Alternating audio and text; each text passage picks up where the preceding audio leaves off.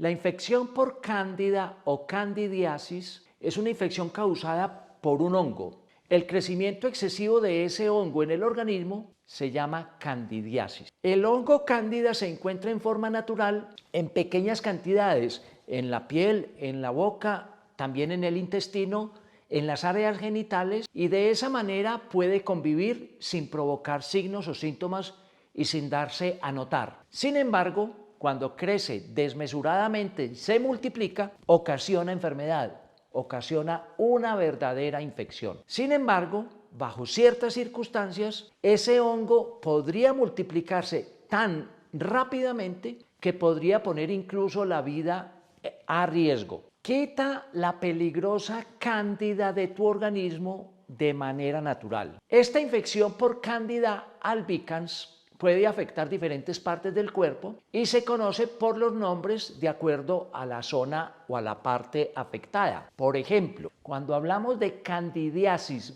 bucal o candidiasis oral, es porque hay una infección en la boca producida por ese hongo denominado cándida. Se presenta en forma de placas blancas en la lengua o en el paladar o en las encías en la parte interior. Esas placas blancas pueden ocasionar sangrado y ser muy molestas para las personas. Si ese hongo se ubica en la vagina, en el caso de las mujeres hablamos de candidiasis vaginal, que afecta a las mujeres y que produce picazón, ardor, irritación y además un flujo vaginal anormal. Cuando se localiza el hongo en la piel, sobre todo en los pliegues, en las ingles, en las axilas, en las áreas genitales, hablamos de candidiasis en la piel o infección fúngica en la piel.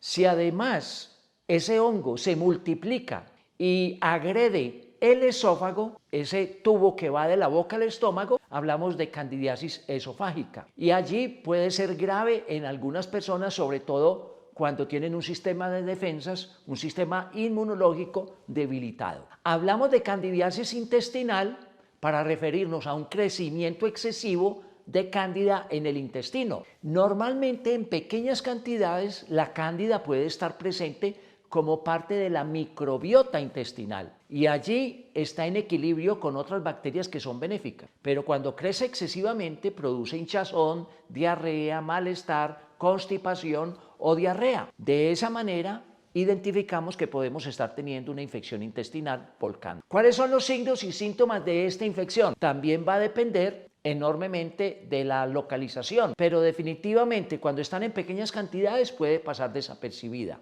Para el caso de las mujeres, las infecciones vaginales es una manifestación muy frecuente en muchas mujeres. ¿Cuáles son los signos y síntomas? Picazón, ardor, enrojecimiento interior, irritación tanto en la zona vaginal hacia adentro como en la parte externa, en la vulva. Ese flujo vaginal cuando se presenta es de color blanco, espeso, similar a un requesón, a un queso desmenuzado. Si la cándida se localiza en la boca, vamos a encontrar placas o aftas, pequeñas llagas presentes en la boca, en la lengua, en el paladar, en el carrillo de las mejillas, en la parte interior.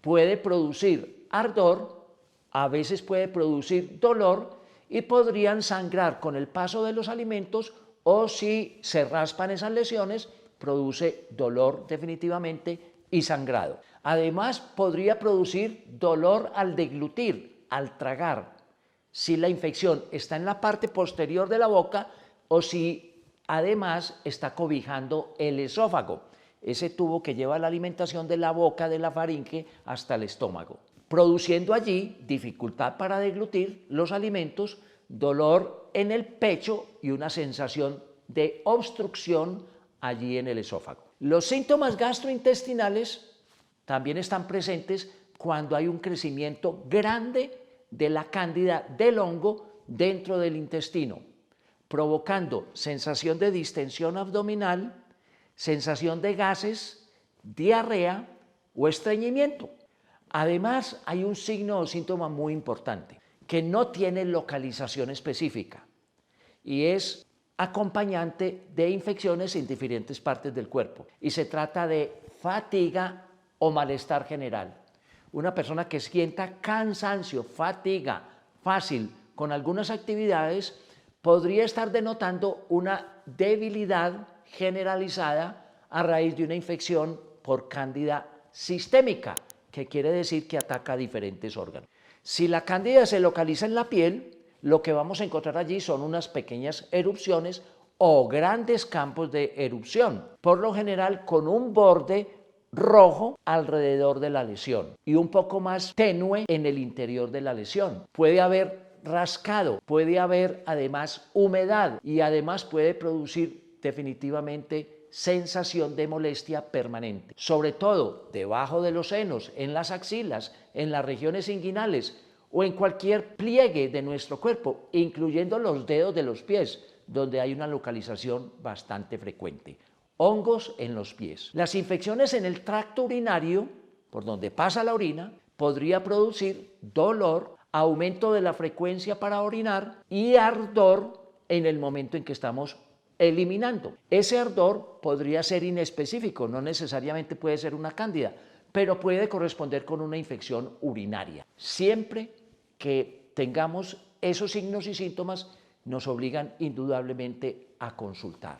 Ahora bien, si nosotros tenemos infecciones, necesariamente tenemos que pensar por qué se está dando esa situación, cuáles son las causas. Número 1, una dieta rica en azúcares, en hidratos de carbono, en carbohidratos procesados, en alimentos procesados, es decir, que tienen alto índice glucémico, gaseosas, harinas, panadería, pastelería, incluyendo gluten y almidones, son una de las causas más frecuentes. Dan de comer a los hongos. Número 2, un uso indiscriminado de antibióticos. Los antibióticos no solamente eliminan bacterias, también pueden causar problemas a nivel de los hongos, promoviendo un crecimiento rápido porque allí la lucha antibacteriana hace que se descuide, digamos, el enfrentamiento a los hongos y podrían pulular los hongos. No es raro encontrar que una persona que ha consumido antibióticos luego realice una infección micótica por hongos,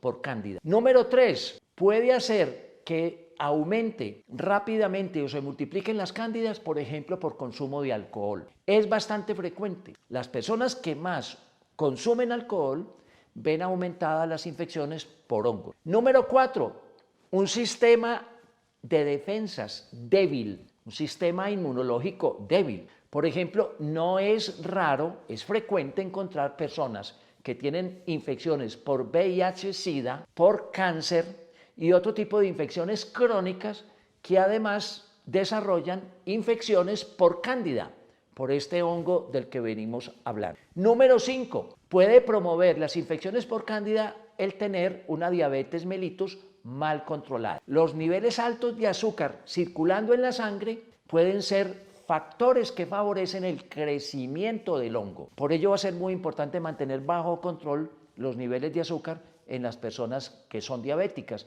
y en aquellas personas que están a riesgo de sufrirla. Número 6, el embarazo. Y aquí los cambios hormonales durante el embarazo podrían promover enormemente el tener infecciones por hongos, por cándidas. De alguna manera hay cambios en el organismo que se presentan por los cambios hormonales producto del embarazo y algunos de ellos pueden promover el crecimiento de la cándida, que es frecuente sobre todo en las etapas finales del embarazo. Dispositivos médicos dentro del organismo. Cuando los médicos debemos colocar sondas o catéteres para una vena, para una arteria, o colocar sondas en diferentes partes del cuerpo a nivel de la uretra o en otras partes para erradicar líquidos acumulados, es muy común que se colonice la entrada de esos catéteres por el hongo cándida. Eso favorece, permite el crecimiento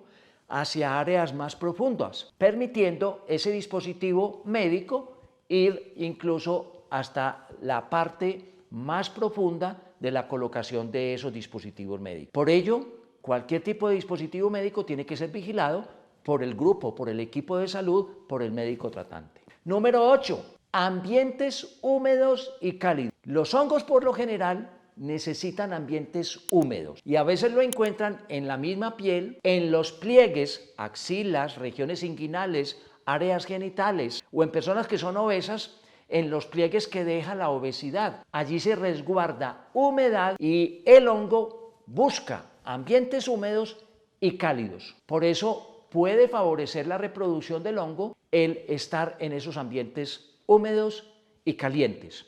Allí tenemos que tener mucho cuidado con la higiene personal. Estos elementos ayudan enormemente y favorecen el crecimiento de la cándida, favorecen enormemente la infección por este hongo que es absolutamente oportunista, aprovecha cualquier situación de cambio en nuestro cuerpo para provocar una infección. De esa manera, un crecimiento excesivo podría convertirse en una infección segura. Ahora bien, ya conocemos cuáles son los factores que favorecen el crecimiento del hongo. Ahora ya conocemos dónde se puede ubicar la cándida, ese hongo que podría incluso llegar a ser bastante grave. La pregunta ahora es, ¿y cómo la podemos erradicar? ¿Y cómo podemos hacer que desaparezca? Y de forma natural. Eso está en las manos de cualquier persona. A nosotros nos interesa mucho las vías naturales para erradicar cualquier tipo de afección que ponga en riesgo nuestra salud y nuestra vida. Entonces, hablemos de erradicación de la cándida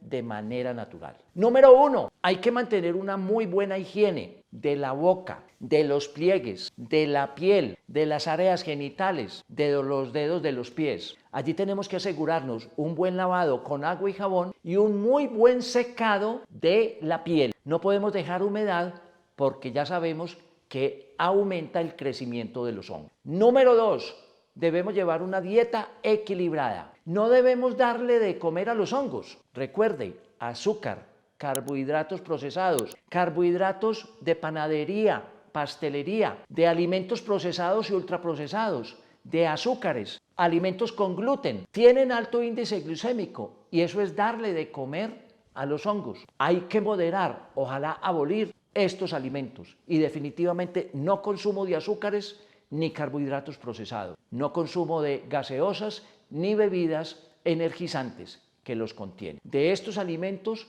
se alimentan los hongos. Número 3, hay que restablecer la microbiota intestinal. Eso de la microbiota tiene que ser un asunto que cada persona comprenda y cultive. La microbiota es el conjunto de microorganismos presentes a nivel intestinal. Esos microorganismos son parte del sistema de defensas. Antes, por algunos años, se pensaba que no cumplía ninguna función. Hoy sabemos que la microbiota intestinal está cuidando todo el organismo. Un efecto sistémico. Si están en equilibrio bacterias beneficiosas y hongos en pequeñas cantidades conviviendo con esas bacterias, allí hay equilibrio, hay homeostasis. Pero cuando hay un crecimiento desmesurado de hongos o hay un crecimiento desmesurado de bacterias y de sustancias que están luchando contra esos hongos, podría provocar un crecimiento desmedido de la cándida y allí se pierde el equilibrio